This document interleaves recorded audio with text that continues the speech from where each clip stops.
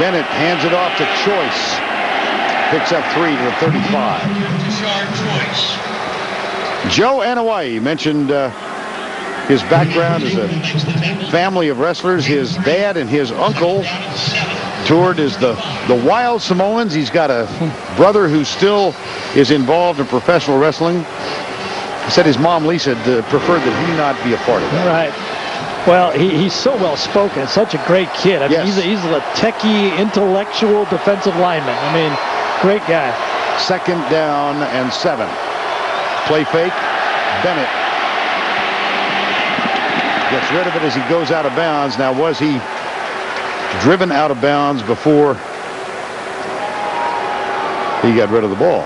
There really was nobody to throw the ball to that time. The tight end coming around, George Cooper, who he threw that bootleg to before, was covered, and there was nothing to go. You know, I mean, see, there's a coverage right there. He couldn't go there. Yep. Couldn't go to the outside. Nowhere to go with the ball. James Johnson was covered.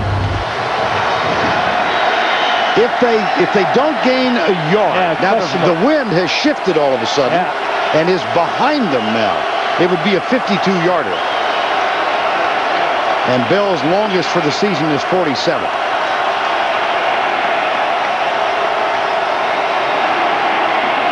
Bennett back, steps up, lobs it out, caught by Choice. Gets a block.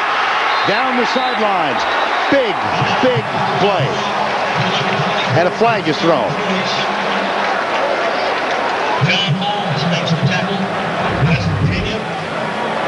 Well, it was thrown right where that block was made after Choice caught the ball.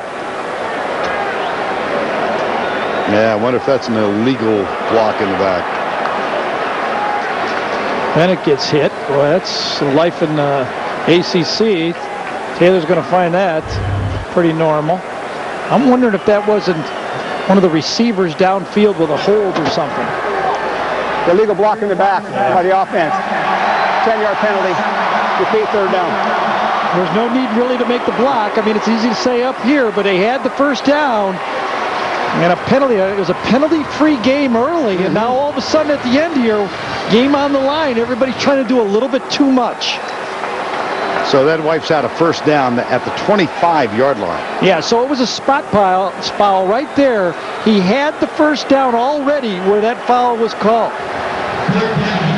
Now Georgia Tech has come back 3 times this year against Maryland, against Miami, and at North Carolina State. That's the most in Division I college football this year. 3rd and 9 with 5:12 to go. Left side, in and out of the hands of Rashawn Grant. 4th down. Yeah, that one, if I was critiquing here for Taylor, I would say, it's 3rd and long. You got to give this a little bit more time downfield. You always got that one to the outside. I don't know if you'd have picked up the 1st down anyway. You got to look for number 21 and then drop it off to Grant afterwards. Well, this is well beyond the Travis Bell range. Right. It would be a 54 or 55-yarder. Oh, I beg your pardon. They are going to try it. I saw Durant Brooks out, but he's out to hold. 54 yards for the tie.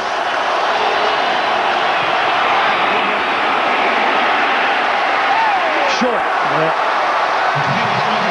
Boy, how big was that penalty? That 1st down play. It was a 3rd down pass. Choice already had it. Remember, he had the 1st down, and there was a pushing behind, and then the field goal was just a little too far to get. Travis Bell comes up short from 54. The lead remains 3. 38-35 with 5:02 to go. While we've got a moment, we just want to say goodbye to a dear friend of ours, Bob Daly, one of the legendary directors at CBS Sports, passed away earlier in December. Bob, his first directing role was on the Edward R. Murrow Show. He directed 50 years at CBS, including 30 years at the Masters, 20 years at the U.S. Open. He died at his home in Pompano Beach near Miami. And Bob Daly was the first man to take me onto the golf course at Augusta. Fantastic. And he said, young fella, I know you think you've seen it on television. Let me show it to you in person. He will be missed by so many of us. Bob Daly. First down and 10.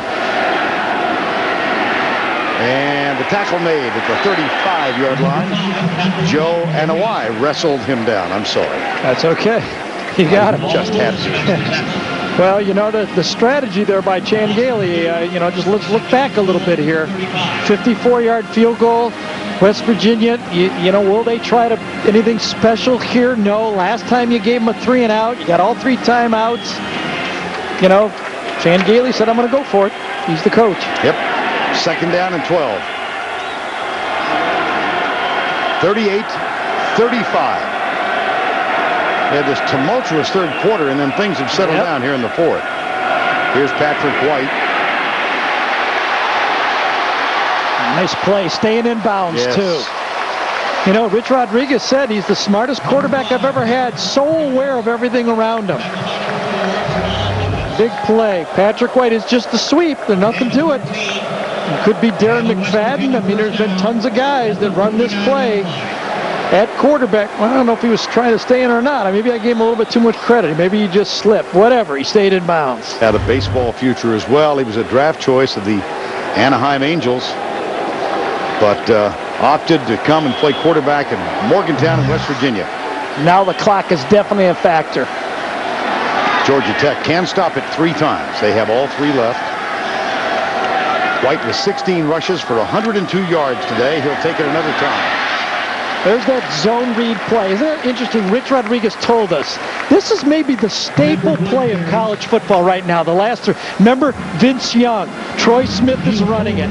This play, you hand it to this guy, you read the end. If he comes down, you keep it. Watch him read it, keep it. And he told us yesterday, and Rich is the father of this play, it happened by accident in practice. My quarterback forgot to hand the ball off. He kept it, and Rich goes, hey, that looks pretty good. Let's put it in. Isn't that something? Second down and 5. Clock running at 2:46.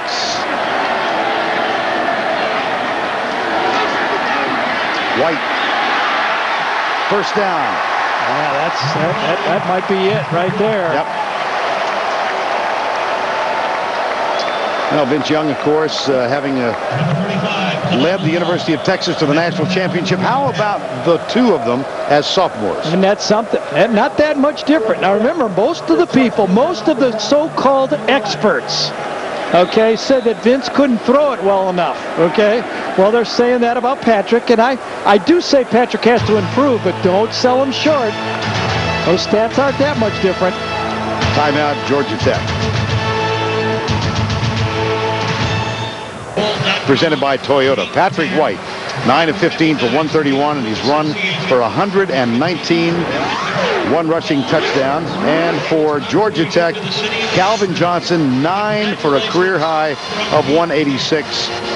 Nearly 21 yards per catch and 2 touchdowns. And the overriding question for Calvin Johnson, he said he would concentrate on his decision about returning in the next week and a half and make that decision. Before he goes to Bolivia, he's going to decide. That's right. Oh, goodness. Well, you pointed out, Gary, in the car coming over here, this West Virginia, the starting 22. Right.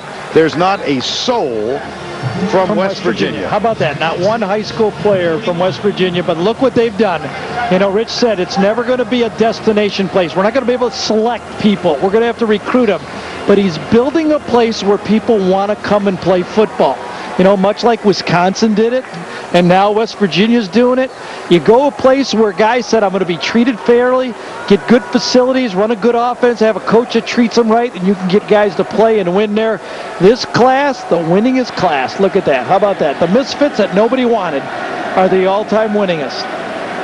And Patrick White, one of those who... I just was so taken with the quiet demeanor that he presents.